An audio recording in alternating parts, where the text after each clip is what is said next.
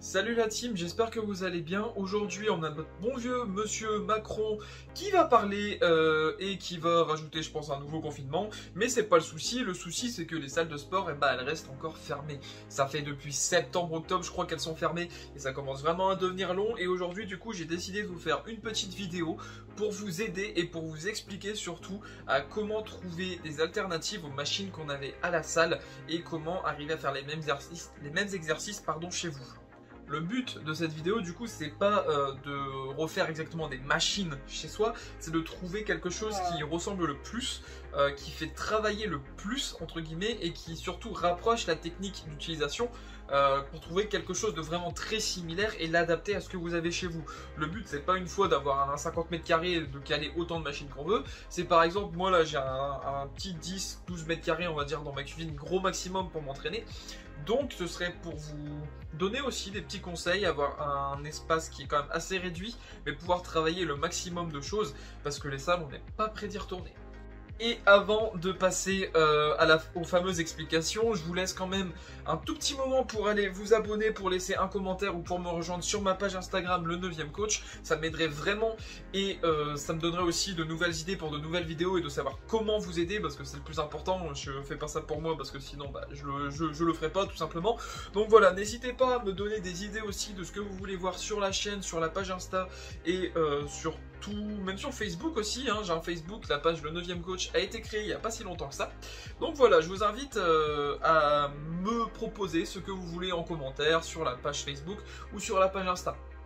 Premier exercice qu'on va donc voir aujourd'hui, ça va être le développé couché. Développé couché, c'est un grand classique de la musculation, de l'haltéro et du renfort musculaire. Hein. On le connaît tous, on est allongé sur un banc et on pousse avec les pecs une barre vers le haut. Tout simplement, il n'y a pas, entre guillemets, plus facile comme description que ça. Ce qui est compliqué à la maison, c'est qu'il faut une barre d'haltéro qui coûte entre 100 et 200 balles en fonction de où on le trouve. Il faut avoir la bonne barre, il faut avoir le bon matériel, il faut avoir les colliers de serrage, il faut avoir un bon banc qui tienne. En bref, il faut avoir beaucoup de choses et aujourd'hui, on va voir justement comment avoir tout ça à la maison sans avoir tout ça. Ouais.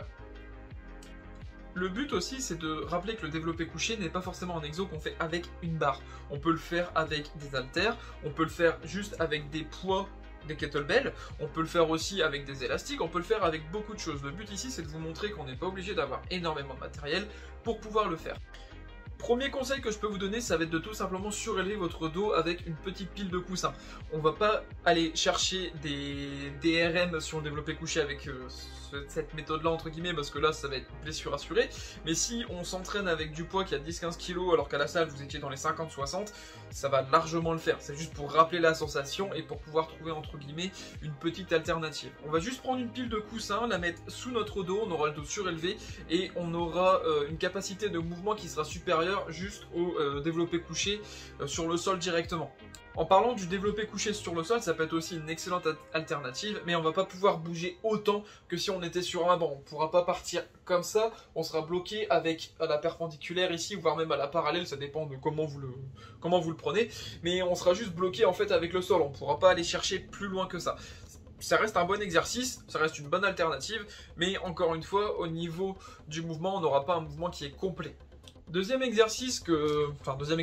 machine plutôt, qu'on va aborder, ça va être tout ce qui est poulies. Les poulies, on peut les remplacer facilement avec des élastiques et un peu de poids. Un élastique, on va venir le mettre derrière soi, on va tirer, hop, on va faire en sorte de rappeler les bons mouvements des poulies classiques à la salle. Forcément, on aura quand même un mouvement qui sera entre guillemets détérioré parce que plus on va remettre l'élastique à son état original et moins on aura de tension, plus on va tirer dessus, plus on aura de tension. Donc il faut aussi trouver un peu une méthode entre guillemets pour pouvoir commencer l'exercice avec une bonne tension au niveau des muscles et surtout une bonne tension au niveau de l'élastique.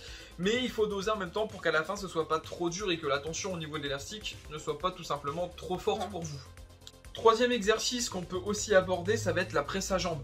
La presse à jambes, c'est vraiment quelque chose qui est privilégié des pratiquants, j'ai l'impression, alors que moi je trouve que le squat c'est 40 fois mieux, mais c'est pas la question aujourd'hui. Aujourd'hui, on va parler de comment ramener entre guillemets la presse à jambes chez soi.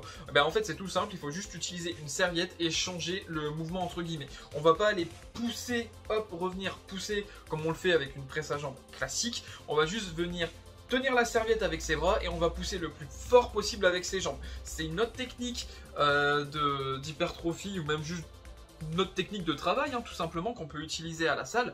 Et donc du coup cette technique va nous permettre de bosser différemment les fibres musculaires, mais en tout cas de les bosser efficacement.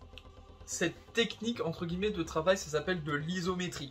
Tout simplement, on va venir charger le muscle au maximum de ses capacités et on va aller pousser sans le bouger. En fait, c'est comme si vous contractiez votre cuisse d'une telle façon que vous contractiez de plus en plus, comme si vous vouliez bouger un meuble qui est impossible à bouger. Là, c'est pareil, on cherche pas le mouvement, mais on cherche une contraction très forte, et ça va venir travailler vos fibres musculaires différemment de l'isométrie classique, de l'isométrie classique, qu'est-ce que je raconte, pas de l'isométrie, mais tout simplement des mouvements excentriques et concentriques. Ce qui est intéressant aussi avec ce type de mouvement et ce changement de travail, c'est qu'on va travailler les muscles différemment et on va leur apporter du renouveau.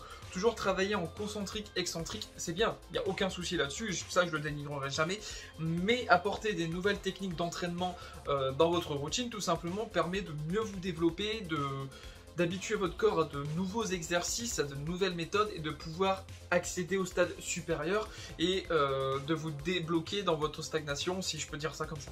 Petit rappel aussi, tout à l'heure on parlait des élastiques. Les élastiques sont aussi un excellent moyen de travailler vos muscles en isolation chez vous. On peut faire du leg curl avec un élastique, on peut faire du curl avec un élastique, on peut simuler du développé militaire avec un élastique.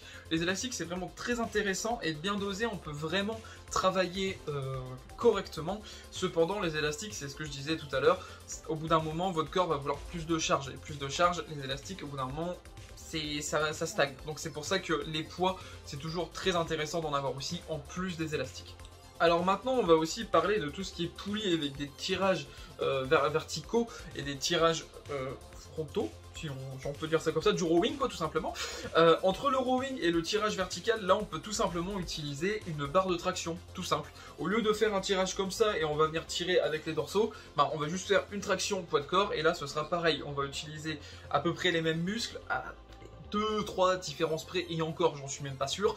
Au final on va juste utiliser notre poids de corps, donc ce qui va nous permettre de mieux nous déplacer, de mieux apprendre aussi à utiliser notre corps et aux sensations qu'on peut avoir quand on se déplace naturellement. Les tractions c'est vraiment quelque chose de très intéressant qui peut remplacer énormément d'exercices, parce que c'est un exercice très complet, c'est un exercice polyarticulaire, donc il utilise plusieurs articulations, d'où le mot, mais c'est vraiment quelque chose de très intéressant et je pense que je ferai une vidéo dessus pour pouvoir pour vous aider à comment progresser aux tractions assez, entre guillemets, rapidement et surtout efficacement et en sécurité.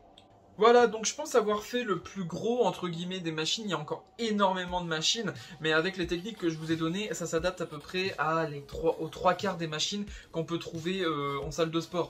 Un tapis de course, faut juste aller courir dehors, même si on n'a pas un énorme rayon de kilomètres, même si Macron reconfine ce week-end ou la semaine prochaine, on pourra toujours aller courir 500 mètres, faire des allers-retours, travailler en fractionné. Pour le cardio, ça ira très bien. Il y a d'autres formes de cardio aussi que la course à pied, parce que la course à pied c'est quand même quelque chose qui est assez difficile à mettre en place au début et qui décourage beaucoup de personnes. Mais là n'est pas la question, c'est juste pour vous rappeler que le sport c'est quelque chose de très intéressant parce qu'on peut l'adapter d'une centaine de milliers de façons possibles et inimaginables. Il faut juste rester inventif et savoir s'adapter tout simplement.